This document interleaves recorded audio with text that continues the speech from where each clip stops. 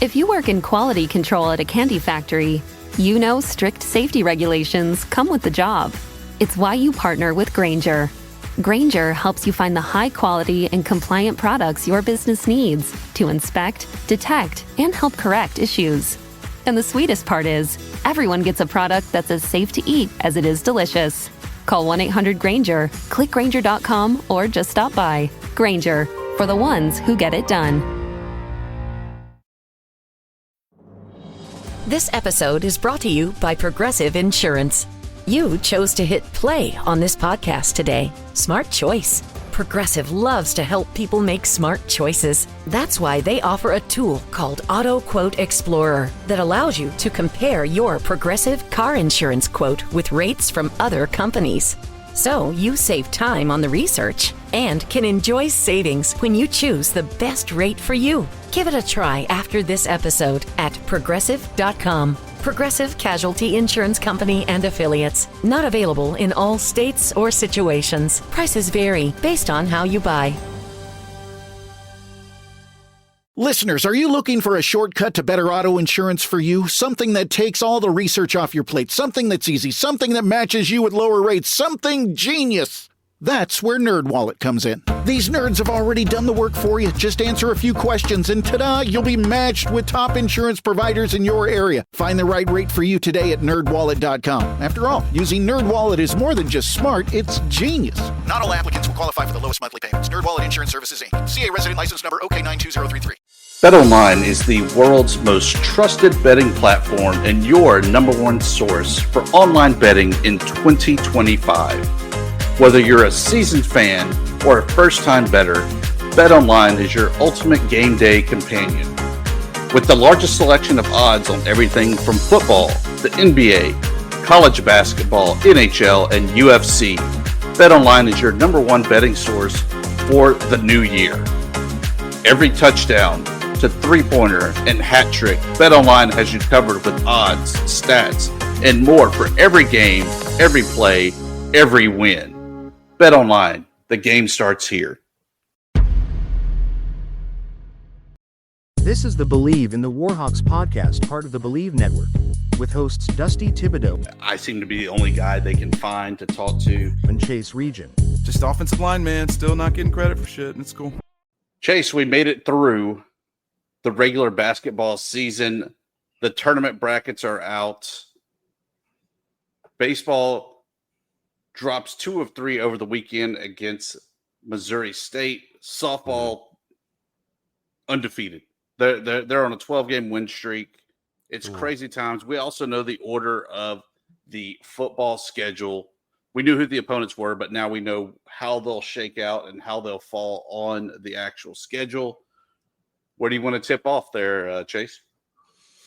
Yeah, let's start with basketball. I know this hasn't, obviously hasn't been the last season that Richard dreamed of, but you make the tournament, right? I know everybody makes the tournament, but what do you think? How do you think they're gonna shake out? I mean, does the lack of depth help them here? I don't think that can ever help you, but I don't know. You tell me, man. What do you think it looks like?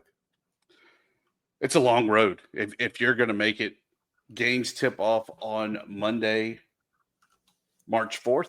Tuesday, March 4th, when they will tip off against number 11 Louisiana Lafayette. Warhawks coming in at the 14th seed. If you can make it past the Cajuns there to open it up, you will have Old Dominion, one of the new faces of the league, with Mike Jones coming in and really excelling for the Monarchs. Make it past them, you have Texas State. Then you have Dustin Kearns' App State team, Scott Cross at Troy. Then you're looking at James Madison in the semifinal round to try to make it to the championship game on March 10th. That's a gauntlet.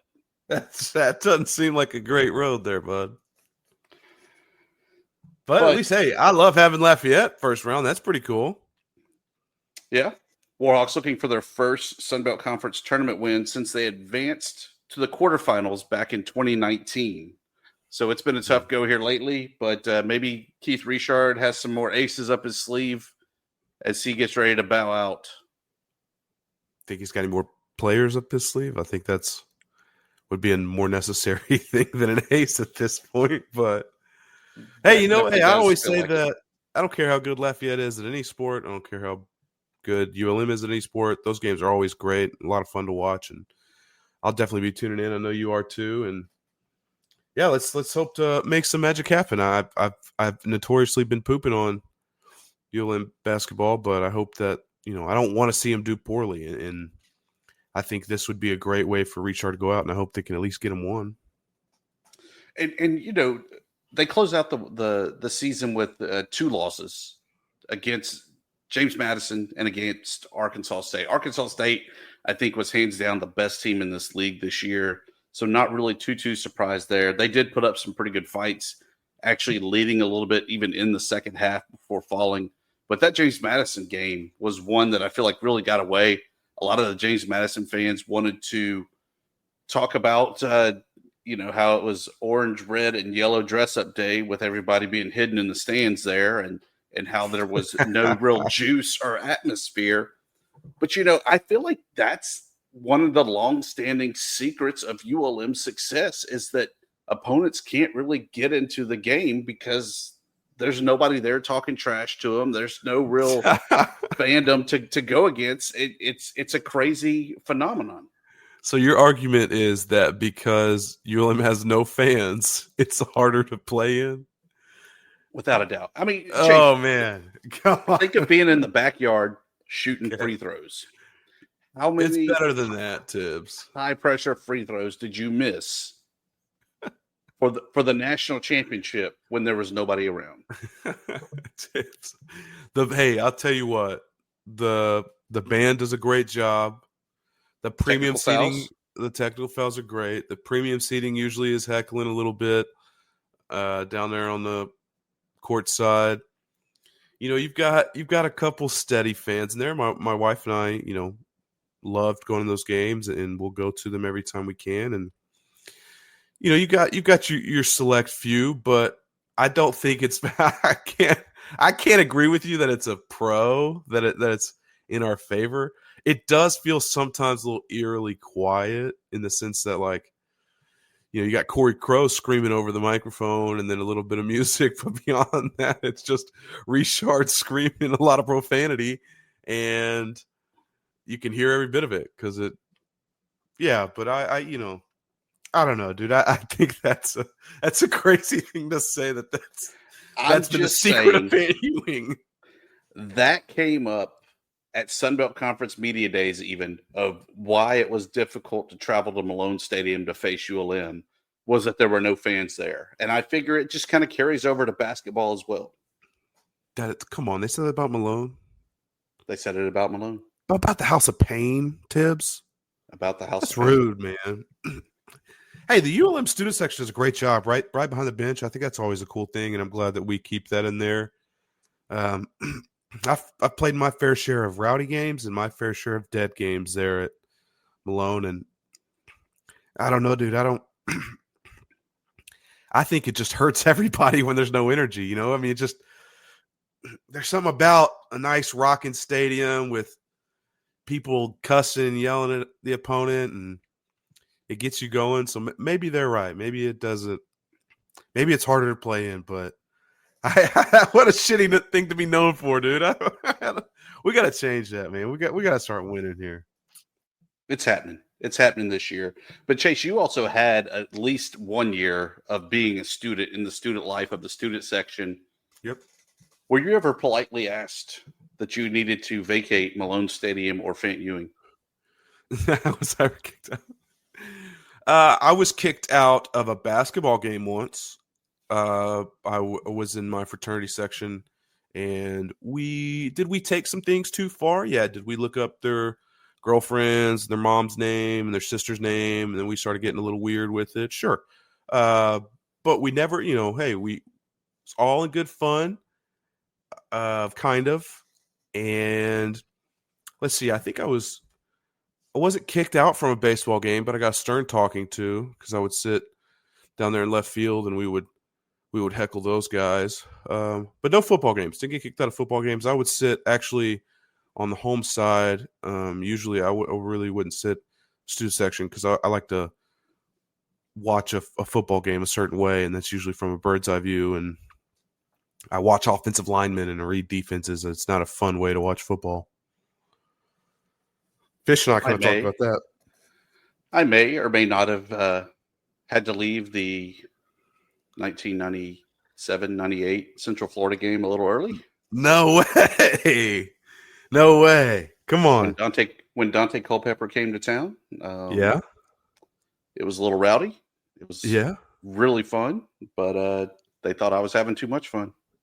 Was it a little overindulgent of some adult beverages involved? Never. I was not of age, Chase. No. We don't promote underage drinking. I'm with you. Were you just screaming? I mean, how does that happen? That's pretty cool. That's a dope story. Apparently, it is highly discouraged for you to cheer for the other team, that when they're huddled up right there in front of the student section, that you join their huddle and give them some pointers that you've noticed from the stands.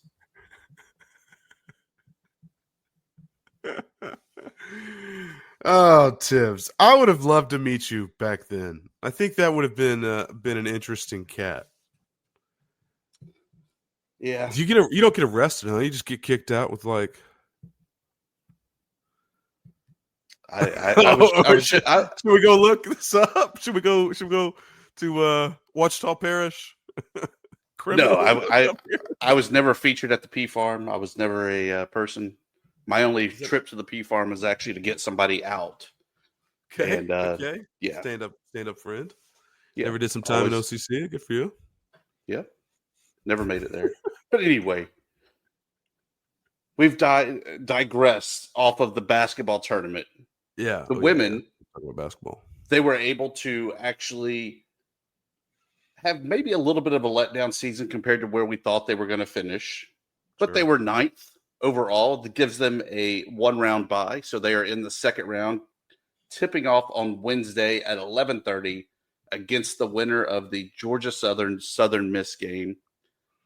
I think that Southern Miss is going to wind up taking that game, mostly because with the announced retirement of Joy Lee McNeils at Southern Miss, former ULM head coach Brooks Donald Williamson is going to really be trying to use this as her audition to land another head coaching job in the Sun Belt Conference. No way. Do they make it past Missy Bilderback and company? I don't think so. I think the Warhawks roll on at least into the third round where they'll face Georgia State. But on Wednesday, they will be facing Southern Miss. Are we talking about are we talking about the coach that won like 3 games in 3 years or something like that? Or 2 or 3? 2 years? Didn't she win 3 games in 2 years?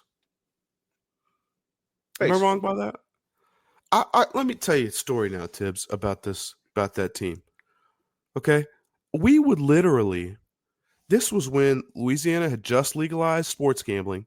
You would find whatever the spread was against ULM women's basketball, and I notoriously don't bet against ULM, but it became such free money. They went like 2 months in a row without covering a spread, and the spreads were like 13 to 26.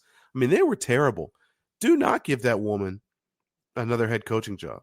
Absolutely not. That's not me. I'm not hiring her. I hope she gets rolled. I mean, I don't hear a lot of great things out about her. I never met her personally. She don't have too many friends left in Monroe, I'll tell you that. But anyways, I don't want. I shouldn't have even done that. I hope the women do well. Getting a bye is huge in any tournament, and I think that I don't know.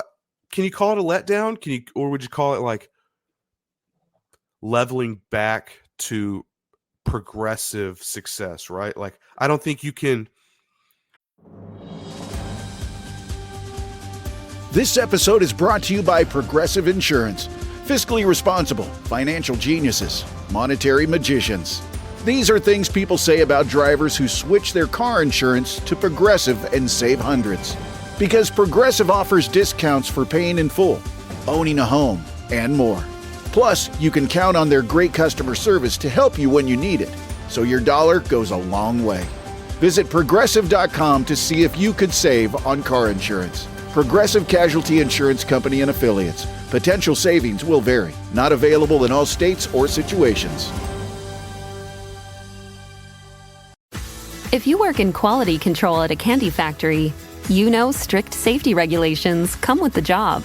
It's why you partner with Grainger. Grainger helps you find the high-quality and compliant products your business needs to inspect, detect, and help correct issues. And the sweetest part is, everyone gets a product that's as safe to eat as it is delicious. Call 1-800-GRAINGER, click Grainger.com, or just stop by. Grainger, for the ones who get it done. I don't think you can really come into a place like the state that ULM basketball is in, women's basketball was in 2 years ago, and make them yearly contenders. I think that gets built up over a few years. So I think this is just, it's still steady improvement for what we've had in the past. Oh, without a doubt. And when I say let down, the preseason poll put them fourth. I thought that was a little high. I thought they were probably a 5 or 6. So coming in at the 9th place for the postseason tournament, a little bit of a letdown. Yeah. Now, are we saying in Missy we no longer trust? Not at all. No. We still believe it because you're going to have peaks and valleys of the years. They'll be fine in the postseason. Don't know if they've done enough to even get consideration for the buy-in tournaments, but flush it, forget it, move on to next year. Yeah, you make a deep run, you never know what happens. True that. In the Sun Belt. Staying with women's sports, softball is on a roll, Chase. Come on. 12 in a row, as they are now sitting at 14-7 overall. Come on. The non-conference slate. Teams that they've beat in that stretch include Louisiana Tech. They have beat Houston Christian, Eastern Illinois. The game against Southern was killed off for weather, but a run rule against Northwestern State. Memphis, Southeast Missouri, another one against Memphis in a little round-robin tournament. What more could you really want? They do have a big task Tuesday against McNeese. That was a team that was always constantly leading the charge there in the Southern Conference and was a big NCAA regional team just a few years ago. Yeah, I don't know, dude. You got to love that start. I mean, you're over 500. You're almost, winning 70% of your games. That's not true. That's bad math. 66% of your games. And I don't know. I think McNeese and LSU back-to-back will show you a lot of what they got. But you got to love the Hots. And they're winning close games, too. I mean, you're talking last 3 games, 8-7, 5-4, 10-2, 4-3. I mean, they're finding a way to win. And I think in that sport, if you can stack that over the course of the season, that's really when your team is able to reach its potential a little bit. I love that. I hope they have a lot of success. I love Molly and what she's doing over there, and you got to love any program that builds its own building, their own campus, and it looks slick. Lead the charge, Morgan and Megan Brown, twins from Katy, Texas. Oh, your neck of the woods. My neck of the woods, as they are.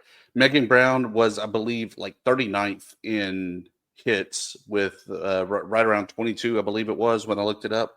But overall, no softball player really in the top 50 NCAA-wise. This is true team ball where the pitchers are carrying the hitters carrying the pitchers. And while they have a little bit of a shine there to them, there's really not that standout player. It's a true 1 through 10 type of lineup, game in and game out. Come on, I'm going to have to watch them more because I have not. Tuesday, ESPN Plus, first round ball broadcast of the season when they host McNeese. Love that. In Monroe. Go to the game. Go check them out. Their softball games are a blast. Baseball, they've fallen to 5-5 overall, falling to Missouri State over the weekend, had a miraculous comeback on Friday night to win 9-8 there. Just unable to get it done and really got blown out there on Saturday. Sunday was just always playing behind and never able to really play catch up. They'll have 2 games against Arkansas, as Coach Fed talked about even on our show, where they were getting a couple games for traveling back so that it kind of broke up the trip. So 2 against Arkansas. Arkansas doing pretty good this year, so it'll be interesting to see if this team is able to kind of play up a little bit or if they just kind of go through the motions for the 2 games on Tuesday, Wednesday against Arkansas. I mean, how can you get stoked about that? I mean, Arkansas baseball has such a storied history and some really cool facilities. If you've ever seen the facilities, saw them on Twitter the other day. It's crazy, but yeah, I want baseball to. You could be worse than 5-5, Thibs. I'll tell you that. I think you losing the last 3 weren't great, or sorry, 2 of the last 3 wasn't great, but I mean, at least you're not. We're having a different conversation. 0-10, 2-8. Don't make me do math anymore. Arkansas coming off of a sweep against Charlotte, but not a real dominant performance there against Charlotte, winning 11-10 on Friday, 8-5 Saturday, 4-3 Sunday. So maybe they're while they're rolling, maybe the Warhawks can kind of. Do you think it's successful if we split them 1-1? Easily, without a doubt. Yeah, that's pretty great. I agree. That'd be pretty cool. Yeah, we're made for the SEC. It's basically what you're telling me. And then some. The big news since we last talked there, Chase, the football schedule is now out and about, where the Warhawks now know the order of their opponents for the upcoming 25 season. We knew St. Francis was going to be the opener, Alabama, UTEP. They'll host Arkansas State, go to Northwestern, go to Coastal, Troy, at Southern Miss, Old Dominion, South Alabama at home, and then a pair of road games with Texas State and the Raging Cajuns closing out the year.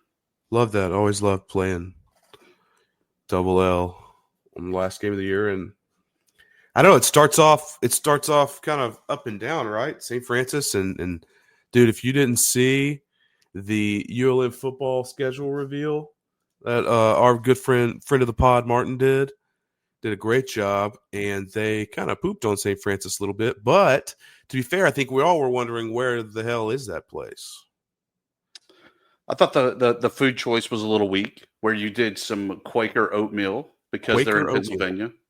Yeah, was it just? I mean, yeah, that's true. We should get Martin back on here and grill him about that, because it didn't look very edible either.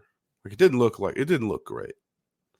Martin kind of struggled with it a little bit, but he did a great job, and I love the content, and I love the fact that he's doing stuff like that. But regardless, talking about football, I mean, then you run into Bama, which isn't great, and I had the pleasure of playing at Bryant-Denny. I'll be excited to go back. It's the worst locker room, one of the worst visitor locker rooms in college football. It's one of my favorites, where the Fell family bought the naming rights to it. So it is literally the Fell room, which I think is absolutely fantastic to do to your opponents. Yeah, I didn't have a lot of fun there, especially because that was ULM's first game back since the last time they beat Saban, which I realized was 8 years apart from each other. But still, he had a vendetta against us.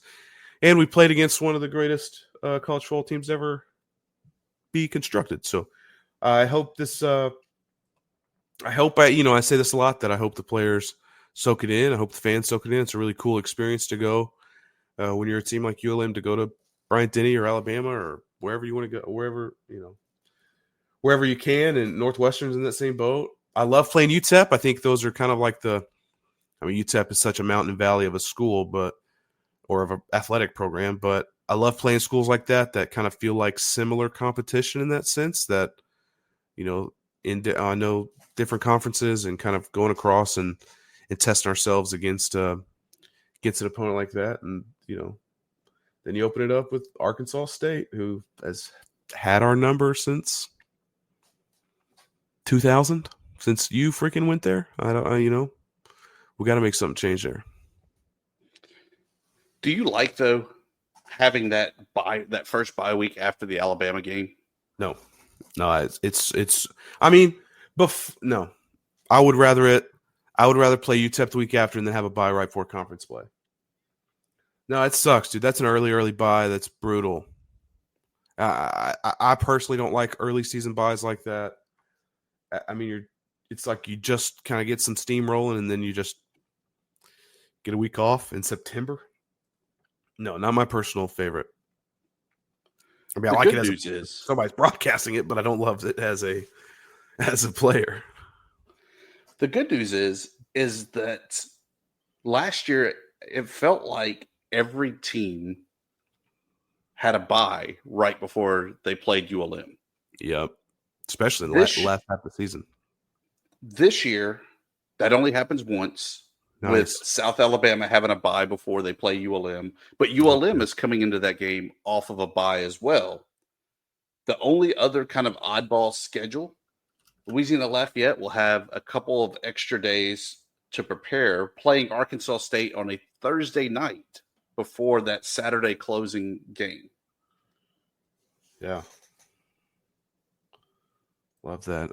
I was just looked up real quick. I'm sorry to bounce back what you said, but South Al, I was wondering if Gio Lopez is still there. Still there. That guy's a problem. That sucks. But still, I don't. They were not an impressive team. We should have won that game. I really feel like ULM. That was my only time in the booth this year, and I really felt like ULM had a better team than South Alabama, and I still feel like that's something that we could do this year. I know it's a little early to start, making predictions and whatnot, and I think we probably should do that on our next pod. But yeah, I think it's just a lot less brutal of a schedule. Bryant Vincent was given no favors in his first season and started off better than any other coach has in program history, and then he gets literally the worst schedule I have seen given to a coach in the last 6 games, 4 of 6 on the road. Like 4 of them behind buys. I mean, it's such a tough ask when everybody's got 2 weeks to prepare for you.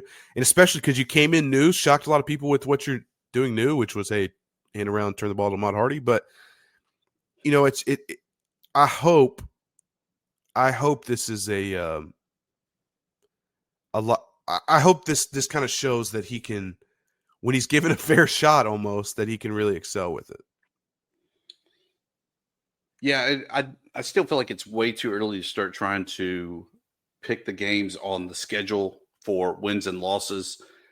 And while everybody wants to point to St. Francis that is a pushover, easy win, remember this is a team that did beat Kent State last year. I know Kent State was terrible out of the MAC, but they have beat D1 programs in the past. They beat Kent State. Yeah, they did. Yeah, no, you can't look over any game, Thibs, though. But, I mean, there are some games you're not – I don't say you're not as worried about. But there's some games you're going to watch a guy on film and be like, yeah, this is going to get a get me drafted week type of thing, And say, I love starting it off with a 4-7 AA opponent. It is a nice get-go. It can be a trap game if you let it, or you can take your pads off at halftime. It's kind of your choice. November 18, 2000, a school named Wofford came to Malone Stadium. Wofford, Spartanburg, South Carolina. They left Monroe with their first, and I think their only D1 win. Does Wofford still have a football program? Oh, I know they do. Yeah, that sucks. Can't let that happen. Who was the head coach? That would have been – is that Kessler? Before Todd Berry, I couldn't tell you anybody. Was it Weatherby before Todd? It was Kessler, then Weatherby, then Todd Berry. Then technically after Kessler was Mike Collins. Oh, that's cool. I don't know, dude. I think I'm excited to see. I know we sit here and talk mainly about football, and I'm sorry about that for all listeners, but it's probably the only thing I know at all. So I'm excited to see if we can, hopefully you and I can get out to a practice and go kind of, do a little covert, not really, coach, but do a little kind of see what we're working with. I know you hear some rumblings about some really great things at a spring ball. So maybe I can't make the spring game because they're doing it on Thursday, which sucks. I'll be there. Don't worry, Chase. Well, we can pod with you on the field and me in my office. We'll do it from the great Bob Anderson press box in Malone Stadium. And if you've never been to the Bob Anderson press box, Malone Stadium, it smells weird. Not the best. Better than ULL's though, or ULL's previously. So Chase, as you get ready to call, this will be year number 3 for you, won't it? Yeah. What do you do in the off season to get ready for the season, or is it still too early? You hadn't even really begun to prepare for what could or could not be coming down the pipeline for you this season? You know what I like to do right now is I really like to keep up on transfers. I really want to keep up on. I don't really care about like high school recruiting and stuff like that is not something I can really get interested in, but I want to see what transfers in and out of ULM. I want to see what our roster looks like, our coaching staff, what theirs looks like, what their background is. Kind of just stay up to date in a general sense on ULM football. And you know what I've done the last year, really? So my first year doing it, I called Mike Hammett, and we told the story in this pod about how Mike and I met through his wife, and I was up Mike's ass, and I said, man, I don't know what I'm doing here. I don't. I didn't have the heart to be like, bro, I've never listened to you. I've never listened to you radio. And thankfully I didn't. And, so the first year was kind of just knowing who the players were and kind of getting comfortable with what offense we're trying to run, what defenses we're trying to run. And so you can kind of like, not necessarily predict, but you can kind of just have a feeling of what the university's trying to do and or what the program's trying to do. And that way you can kind of figure out. My first year was with Bowden, and that was a little tough because obviously it wasn't a great year. But, I wanted to know in my head how we were going to stack up. Now, I don't watch film or anything like that. So ultimately when people ask me like, hey, are we going to suck or not? I can't tell you because I've never seen film on either team. And I think that's how you can get a good interpretation of how a team's going to match up against another one. But really it's just, as I grow into this role on radio, it's trying to figure out how to be a better commentator, whether that be on the sideline or whether that be in the booth, is just kind of like figure out what are successful people, how do they sound like, what's their cadence of speech, what are their, what are maybe a few buzzwords they're using or different things like that. It's just kind of like perfecting the craft of the speaking, of like the performance of it, if that makes sense. When like I naturally have an inclination to keep up with ULM football and I love it. And so that part's easy for me. But the next part is like, how do I kind of like, I've loved this hobby and enjoy this hobby, but how do I like kind of develop as a broadcaster and as a radio personality?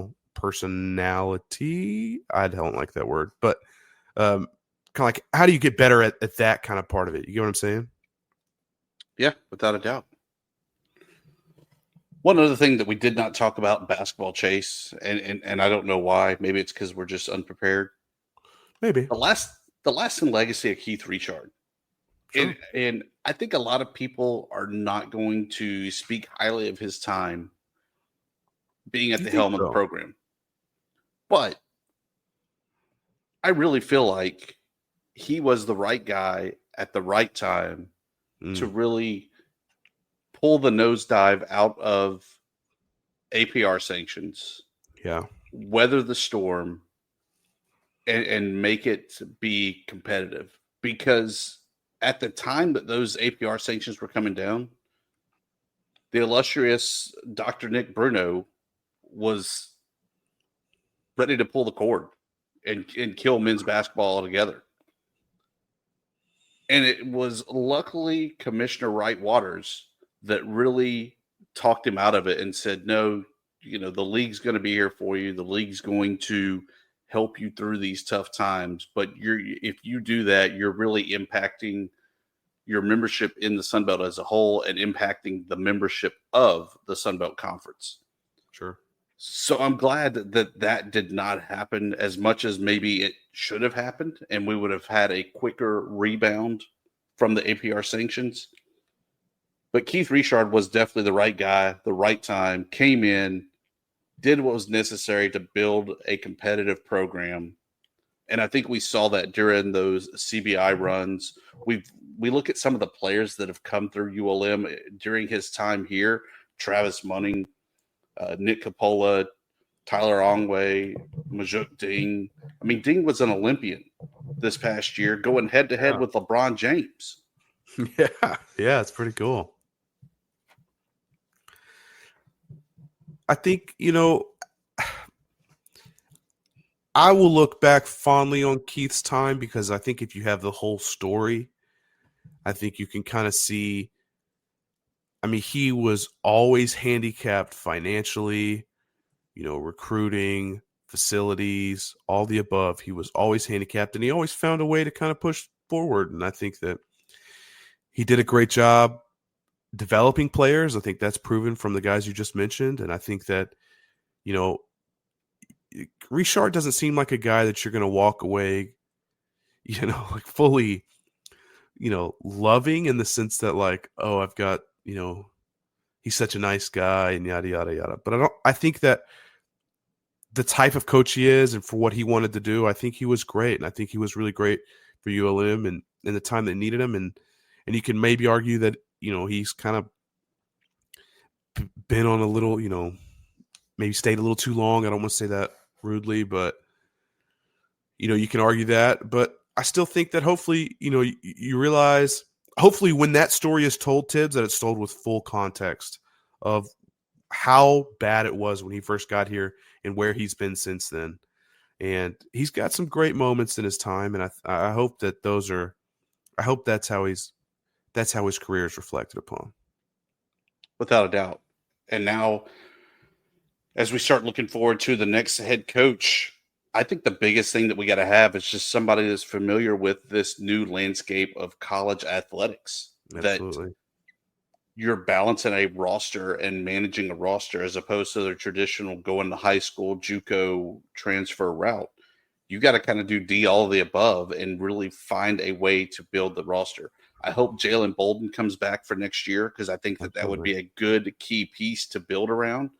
But more importantly, if they bring Jalen back, I really hope that they go get a true one point guard to let Jalen cook at the two. Yeah. Off ball too, he plays great. But when you're trusting him to be on ball the whole game, it's never been as advantageous for you. But I completely agree. I think Jalen's a great piece, and I'd love to see him in his career at Monroe. Yeah, but it's like your point about managing a roster. Like you've got to think of it as you've got to have somebody help you with player personnel, right? You got to hire a coach that's his job to do, and then what I just said about Keith and like the development, all that.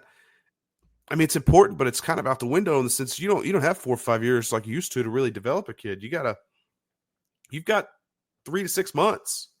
You got to really figure it out, and you got to figure it out fast. And I think, you got to get somebody. I'm not saying they have to be young, but young into the or adapting to the new landscape of college athletics.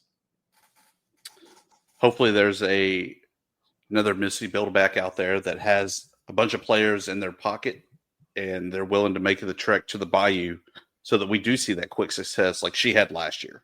Sure, yeah, that'd be cool. Don't hold your breath, but that'd be cool. No, I got trust in Hartwell to figure it out. Without a doubt. I think ULM could be a cool basketball school. Even Any with stories to close silence of the red and yellow and orange. Any stories to close us out with there, Chase, as we get ready to wrap up the episode? I got one for you.